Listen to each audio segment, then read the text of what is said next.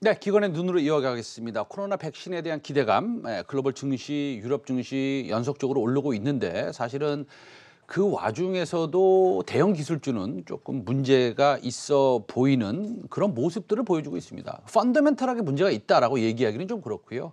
환경적, 센티멘트적으로 좀 문제가 있다라고 이제 말씀을 드리고 싶습니다. 여기에 이제 MSCI 지수 편입 새로 되는 것들이 좀 있고요. 이런 좀 변화가 있습니다. 그래서 오늘 국내 증시 전망과 함께요. 투자 전략에 대해서 메리츠증권 스몰캡 파트장을 지낸 윤주호 팀장과 살펴보겠습니다. 네, 윤주호 팀장 스튜디오에 나와 계십니다. 네, 안녕하세요. 네, 안녕하십니까. 네, 그 2주 전에 네. 이전에 나오셨을 때 참 매수 적기다 네. 이렇게 말씀하셨어요. 근데 귀신이 고칼 노릇인지 딱 맞추셨습니다. 그런데 그때 왜 매수 타이밍이다 이렇게 왜 말씀하셨습니까? 잘 기억이 안 나는데 다시 한번 조금 우리를 리마인드 시켜주시겠어요? 네, 왜냐하면 모든 투자가 그때 공포에 실려 있었거든요. 네네. 제가 만나는 뭐 기관 투자분들과 제 주변에 이제 투자분들 아는 분들하고 얘기를 해보면 가장 우려되는 게 크게 두 가지였죠. 이제 11월 3일 날 미국 대선 불확실성 과연 누가 되냐. 사실 정치적인 거는 사실 우리나라 대통령 선거도 맞추기 어려운데 미국 대통령 선거를 맞추기에는 더 어렵다고 저는 봤었고요. 그다음 두 번째로는 양도세 이슈 10억인데 제가 그때 10억 원이 될 거라고 예상을 먼저 말씀을 드렸었습니다. 네. 그렇게 본 이유는 일단은 지금의 증시에 어떻게 보면 정부 입장에서도 찬물을 끼얹기는 어려울 환경이라고 저는 생각을 했고요. 네네. 다행히 이 두 가지가 11월 첫째 주에 반영이 되면서 이제 주가가 급반등이 나오게 된 거죠. 그리고 뭐 제가 퀀텀 모델을 좀 따로 가지고 있는데 네네. 뭐 가격 지표로만 이제 고점과 저점을 좀 잡아내는 RSI 지표가 있습니다. 그래서 네네. 뭐 제가 나올 때마다 저점하고 고점에서는 한 번쯤 제가 시나리오를 설명을 드리겠는데요. 그게 네네. 이제 바닥권이 나와서 네네. 이제 바닥이지 않을까라는 네. 생각을 좀 많이 했었습니다. 아, 네. 알겠습니다. 어쨌든 다음에 그 가지고 계신 그 퀀트 모델 네. 저도 좀 보여주십시오. 네. 예, RSI 모델. 네, 알겠습니다. 말씀처럼 그 호재들이 몇 가지 좀 있었는데 예정된 일이었지만 대설이 마무리되고 우리가 이제 기다렸던 네. 화이자에서 임상을 했더니 그 중에 90%에 있는 90%의 환자라고 표현하겠습니다. 네. 그래서 이제 그 예방률이 90%였다. 뭐 이런 겁니다. 중화항체가 90%의 사람의 대상으로 환자 대상으로 생겼다 이렇게 말씀드릴 수 있겠습니다. 그래서 그 항공 관광 레저 우리가 지금 뭐 어제 오늘 보시다시피 좀 급상승하다가 또 이제 물량이 아무래도 좀 대기 물량이 많지 않았겠습니까? 네. 예, 소위 말해서 뭐 우리 그 시장에서는 뭐 썩은 물량 이렇게도 좀 표현하고요. 네. 어쨌든 잠재 물량, 이익 실현하고 있는 물량, 네. 그동안 너무 힘들었던 물량들이 조금 나오고 있긴 한데 네. 이거 그러면 어떻게 봐야 될까요? 아무래도 이게 시작하는 초기 단계라고 보는 게 맞을까요? 아니면 어떻습니까? 일단 뭐 어제 급등할 때 따라가야 되냐 안 따라가야 되냐 이제 여러 의견들이 있었는데 뭐 오늘 시장에서 보시는 것처럼 뭐 제가 뭐 코스닥도 계절성을 많이 말씀드리지만 코스피도 마찬가지인 게 연간 수익률이 좋았던 섹터가 추석 이후에는 항상 부진하고 그다음에 저희가 이제 레거드 섹터라고 하는데 한동안 못 올랐던 것들이 이제 백신을 통해서 어떻게 보면은 트리거가 돼서 이제 주가가 지금 오르기 시작하고 있는 거고요. 뭐 기관 투자자 입장에서 말씀을 좀 드리면은 어쩔 수 없이 일정 부분을 가지고 갈 수밖에 없는 그런 네. 전략이 필요하다고 네네. 봅니다. 아까 앵커님께서 이미 말씀하신 것처럼 네. 분할 매수 전략이라는 것처럼 네. 저희가 시장 상을 봐가면서 비중을 조금씩 늘려가는 게 맞다라고 저는 보고 있고요. 네. 이러한 것들은 아마 연말까지 아마 계속될 가능성이 좀 높다라고 저는 생각을 좀 하고 있습니다. 왜 연말까지 높다고 생각을 하고 계세요? 일단은 너무 오래 쉬었습니다. 관련된 아하, 섹터들이 그렇죠. 네. 뭐 다만 이제 애널리스트 출신으로서 말씀드릴 수 있는 거는 이게 바텀업으로 보는 게 아니기 때문에 네네. 뭐 연말까지 계속될 수 있는 어떤 백신에 대한 사람들의 희망과 기대감 이런 것들이 있는 한 주가는 반등이 나올 수 있다라고 저는 보고 있고요. 다만 뭐 이미 우려를 언급하신 것처럼 실적으로 가는 게 아니라 실적에 대한 선행되는 기대감으로 주가가 움직이는 거기 때문에 시장의 뉴스나 이런 것들에 민감하게 바라볼 필요가 있다. 그리고 지금 저희가 보고 있는 미국 시장의 방향성과 이거와 연동이 되기 때문에 미국 시장에서도 차익 매물이 나오면은 한국도 비슷하게 움직일 것이다. 그래서 미국 시장도 관심 있게 보시면 될 것 같습니다. 네, 제가 이제 그 회사에 돌아가서 저는 이제 유안타 증권에 근무를 하고 있는데 회사에 돌아가서 이제 뭐 6, 7시까지 좀 시장을 분석하다가 밥을 먹고 식사를 하고 이제 집으로 돌아가죠. 네. 그런 다음에 이제 미국 선물을 봅니다. 네. 근데 요즘 보면 다우나 S&P는 당연히 선물 지수가 많이 오르죠. 네. 그런데 아주 특이하게 나스닥 선물은 매일 빠져요 요새. 한 3, 4일 연속 빠졌습니다. 네. 그래서 야 이거 좀 문제가 있다. 이제 여러 가지 이유가 있겠죠. 첫 번째는 바이든이 당선이 되면 이제 아무래도 법인세를 올린다는 그런 이슈도 있지만 아무래도 지금 코로나19 백신이 나오면서 미국의 장기채 금리가 지금 1% 가까이 돼 있거든요. 네. 그러고 보면 사실은 뭐 경기 민감주가 움직일 수뿐이 없습니다. 근데 이게 우리나라가 이제 미국을 쫓아가지 않습니까? 예, 쫓아가는데 이 미국의 경기 민감주와 우리나라의 경기 민감주가 이렇게 동행하는 이유는 어디에 있을까요? 아무래도 그 미국의 이제 말씀하신 것처럼 제가 많이 보는 게 미국의 10년물 국채 금리입니다. 네네. 네. 근데 미국의 10년물 국채 금리랑 국내 금리랑 비슷하게 움직입니다. 네네. 그래서 이제 금리가 올라갈 때 보통 경기 개선에 대한 기대감이 반영되면서 경기 민감주, 한국 같은 경우에는 아쉽게도 뭐 아까 말씀하셨던 뭐 여러 가지 관련된 이런 내용들 말고는 한국에서는 사실은 시크리컬이나 가치주라고 할 수 있는 대형 것들이 다 대형주에 좀 포커스가 많이 되어 있습니다. 그래서 네네. 지금 움직이는 종목들도 보면 중소형주보다는 대형주 위주로 많이 움직이고 있고 방금 말씀하신 어떤 그 미국 금리가 오르는 거에 대한 은행주들이 이제 최근에 반등이 나오는 이유가 네네. 미국 금리를 보면서 한국도 따라가고 있다 이렇게 보시면 될 것 같습니다. 알겠습니다. 그러면 이제 미국 국채 금리가 지금 아까 다시 한번 보여주시면 좋겠는데 지금 뭐 1% 가까이 올라갔습니다. 네. 10년물이 그렇죠. 근데 네. 이제 다행히 2년물의 국채 금리는 지금 맨 왼쪽에 보시다시피 거의 움직이고 있지 않습니다. 그렇죠? 0.18%면 지금 미국의 벤치마크 레이트, 그러니까 기준금리 0%에서 0.25% 사이에 지금 들어와 있는 거니까요. 네. 그래서 그건 문제가 안 되는데 10년물, 지금 여기 우리 시청자 여러분들이 보시는 10년물 0.97이라는 거, 그다음에 2년물 아까 0.18이라는 거, 그게 이제 서로 격차가 확대되고 있다는 것이 네. 사실 경기의 턴어라운드를 얘기하고 있다라고 일반적으로는 그렇게 분석을 합니다.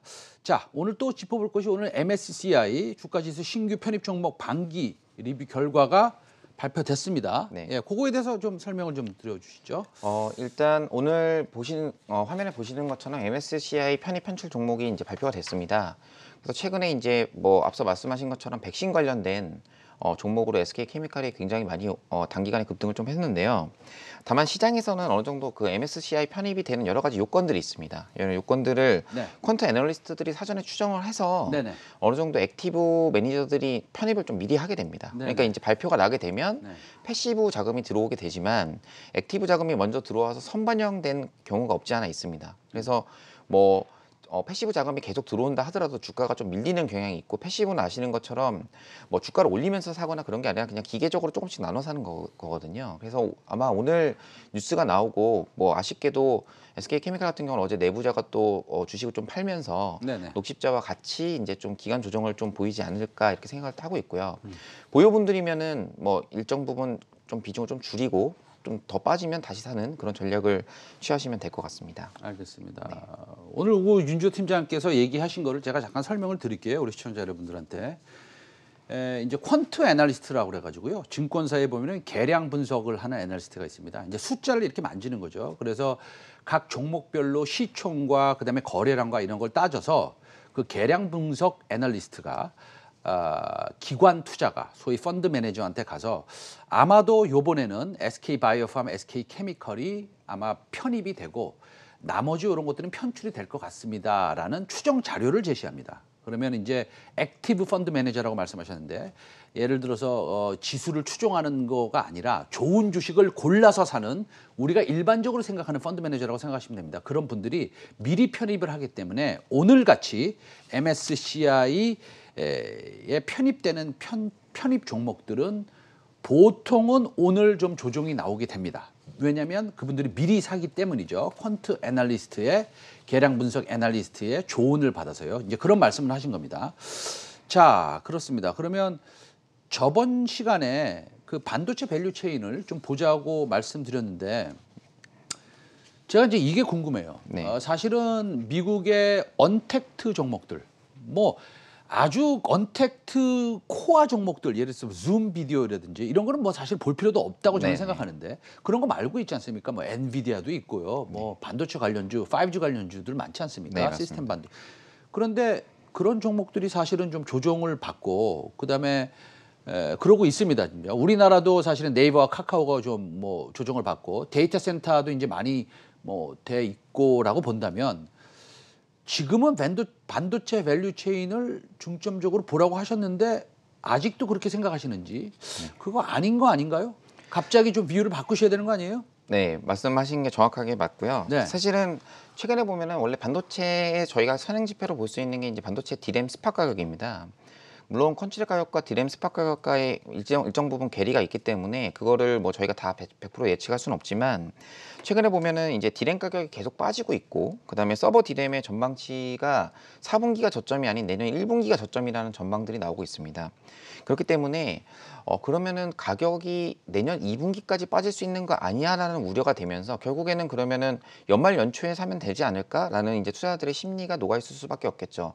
저희가 흔히 알 수 있는 시가총액 상위주 삼성전자, SK 하이닉스가 결국엔 디램 낸드 익스포저가 많은 회사이기 때문에 이 회사의 주가가 지금 거의 보면은 머물러 있거든요. 물론 반등은 나왔습니다만 시장이 오르면서 같이 오른 거지 이게 디램 가격이 올라서 오른 건 아니기 때문에 아마 반도체를 사고 싶은 분들이 뭐 3분기 실적이나 이런 것들에는 문제는 없겠지만 이게 PER이 빠지는 국면에 들어갈 수 있다. 그렇게 되면 주가는 옆으로 많이 빠지는 않겠지만 횡보할 가능성이 높기 때문에 연말 연초 정도가 아마 매수 타이밍이 되지 않을까라고 해서 뷰를 보고 있고요. 네네. 오히려 반도체보다는 지금 모멘텀이 생기고 있는 거는 뭐 스마트폰 쪽이 아닐까 이렇게 좀 생각을 좀 그럼 하고 오늘 있습니다. 주목해 볼 만한 종목을 소개해 주신다고 그랬는데 네, 스마트폰에 관련된 종목입니까? 네 맞습니다. 네, 어떤 것들이 있을까요? 네, 뒤에 뭐 제가 자세하게 말씀드리지만 EM텍을 제가 스마트폰 부품주 턴어라운드로 예전에 한번 말씀드린 적이 있었는데 네네. 다시 한번 업데이트를 좀 했고요. 네네. 뭐 스마트폰을 봐야 되는 이유에 대해서 먼저 설명을 좀 드리도록 네. 하겠습니다. 보시면은 일단 갤럭시 S21이 1월 달에 출시되는 게 공공연하게 뉴스로 나왔고요. 통상적으로 이제 삼성의 플래그십 모델은 2월에서 3월에 이제 출시를 하게 됩니다. 그래서 보통은 12월 달에 항상 카메라 모듈사를 사거나 스마트폰 부품주를 사는 전략들이 많이 나옵니다. 왜냐하면 아시는 것처럼 스마트폰 부품주가 3분기가 피크고 네네. 4분기 때 비수기로 들어가기 때문에 그렇죠. 네. 3분기 실적이 나오고 나서 주가가 흐릅니다. 네네. 흐를 때 사서 연초에 파는 전략이 굉장히 일반화돼 있는 어떤 공식 같은 전략인데요. 네네. 이번 같은 경우에는 스마트폰 부품 그 S21이 네네네. 이제 1월 달에 출시가 한 달 정도 빨라졌기 때문에 원래 2, 3월에 나오는 거 아니에요? 그렇죠. 네. 부품사들의 실적이 네. 내년 1월에 찍혀야 될 애들이 이제 11, 12월에 찍힐 가능성이 높습니다. 그래서 3분기 실적에 호조가 나온 업체들을 보고 계시다가 네네. 실적이 좋은데 주가가 좀 빠진다. 네. 이렇게 계절성으로 빠진다라고 했을 때는 그런 종목들을 좀 보시면 될 것 같고요. 네. 그다음에 거기에 뭐 MC넥슨 이런 카메라 모듈 업체들이 아무래도 대장주기 때문에 이게 바닥을 좀 기고 있다가 이제 좀 올라갈 때 이제 추격 매수를 한번 해보시는 것도 좋은 네. 전략이라고 생각합니다. 네. 다만 제가 이제 뭐 애널리스트 출신으로서 이제 바텀업으로 봤을 때 가장 종목 중소형주 중에 제일 좋은 거는 턴어라운드거든요. 네네. 그래서 뭐 EM텍을 한번 제가 업데이트를 다시 한번 해봤습니다. 그래서 지난주에 회사를 갔다 왔고요. 네네. 그 3분기 실적부터 턴어라운드가 확실시 될 거라고 저는 생각을 하고 있습니다. 네. 그렇게 보는 이유는 앞서 말씀드렸던 것처럼 이제 S21 쪽에 이제 부품 관련된 네. 부품 수주들이 이어지고 있고 이 회사가 이제 스피커나 이런 것들을 부자재를 하고 있는데 네. 본업이 돌면서 이제 담배 쪽 관련된 매출이 좀 이번 분기부터 좀 의미 있게 찍힐 가능성이 높습니다. 그래서 네네네. 얘네가 1분기 때 적자가 70억, 2분기 때 적자가 100억 이상 나왔는데 네네. 어떻게 보면 실적을 다 떨어내고 3분기부터 턴어라운드 초입 국면이다. 그래서 실적을 보고 사셔도 되지만 네. 아마 실적이 중소형주 실적이 이제 15일경 이제 앞뒤로 이렇게 나오게 됩니다. 그래서 그 부분의 실적을 보고 매입을 하셔도 괜찮을 것 같다. 왜냐하면 PBR이 지금 한 배밖에 안 되는 회사고 네네. 저는 영업이익을 한 60억 정도 3분기 때 추정을 하고 있는데 네네네. 그렇게 되면은 연간에 200억 이상 벌 수 있는 모멘텀이 나오면은 결국 주가는 지금보다 훨씬 더 업사이드가 있다라고 저는 생각을 하고 있습니다. 알겠습니다. EM텍 이외에 또 조금 그 테크 쪽 기술주 이외에 다른 종목들 하나도 없습니까? 네, 뭐 올해 좀 잊혀졌던 종목 중에 하나인데 네. 그 사실 내년 종목이거든요. 근데 네. 이번 분기 실적부터 실적 내용을 좀 잘 봐야 됩니다. 네네. 그래서 위닉스를 가지고 왔는데 저도 사실은 위닉스는 이제 공기청정기를 만드는 회사로 알고 계실 것 같고요. 네. 근데 그 실적 내용을 잘 보라고 하셨는데 네. 그게 무슨 어떤 특별한 의미가 있는 것 같아요? 일단은 뭐 숫자를 정확하게 제가 추정하기는 좀 어려운 분기입니다. 왜냐하면 이 회사가 주가가 예전에 많이 올랐던 트리거는 네네. 국내 공기청정기의 판매가 호조였기 때문에 주가가 그렇죠. 올랐었습니다. 예. 근데 아시는 것처럼 올해 공기가 너무 좋았어요. 네. 그래서 작년에 보면은 국내 공기청정기 판매가 1,500억이었는데 네. 올해 700억으로 반토막이 났습니다. 그럼 안 좋죠. 네, 일단은. 그러면 안 좋다는 거고. 네. 근데 보시면은 최근에 캘리포니아에 산불이 났거든요. 네네. 근데 이것 때문에 공기청정기 수요가 그 지역에 급증을 했습니다. 위닉스가 잘 파나요, 그 지역에서? 네, 일단은 미국 쪽에 얘네가 작년에 400억 정도 투자를 해서 물류 창고를 네. 이제 했고요. 네네. 어떻게 보면은 지금 친환경 바이든과 연관돼서 친환경 네네. 정책하고도 어떻게 보면은 네네. 좀 통하는 부분이 있는데 작년에 해외 수출이 분기에 150억씩에서 600억 정도 하고 있던 네네. 회사가 네. 올해는 이제 1,000억 정도 나오게 됩니다. 아하. 근데 제가 이제 실적이 조금 3분기 때 한번 보고 가자라고 말씀드린 네네. 이유는 네. 해외 수출은 이제 로컬 벤더들한테 어느 정도 마진을 좀 띄워줘야 됩니다. 그렇죠. 그렇기 때문에 국내 마진이 10%라면 해외 수출은 5% 정도밖에 안 나오기 때문에 네네. 매출액이 늘어도 해외 수출에서 늘어도 실적이 3분기 때 잘 안 나올 가능성이 네. 있습니다. 다만 최근에 얘네들이 이제 한국 공장에서 돌리던 비중을 줄이고 태국 공장을 새로 이제 그쪽에서 생산 물량을 늘렸는데 이쪽에서 마진이 굉장히 좋다라고 얘기를 하고 있어요. 네. 그래서 해외 수출하는 것도 마진율이 7% 8% 이상 나올 수 있다라고 얘기하기 때문에 그러면 이제 올해보다는 내년에 좋은 종목을 찾아야 되는데 내년에 미세먼지가 오기까지 온다면 회사는 굉장히 좋아질 수 있다. 지금부터는 관심 종목에 넣어야 된다라고 생각을 하고 있습니다. 알겠습니다. 위닉스가 좀 특이한 그 영업 전략을 좀 가지고 있고 조금 살짝 변하는 것 같습니다. 해외 수출이 좀 잘 된다고 하니. 네, 오늘 EM텍 그리고 위닉스에 대해서 좀 말씀도 좀 들었습니다. 오늘 윤주호 전 메리트증권 스몰캡 파트장이었습니다. 오늘 말씀 잘 들었습니다. 네, 감사합니다. 네.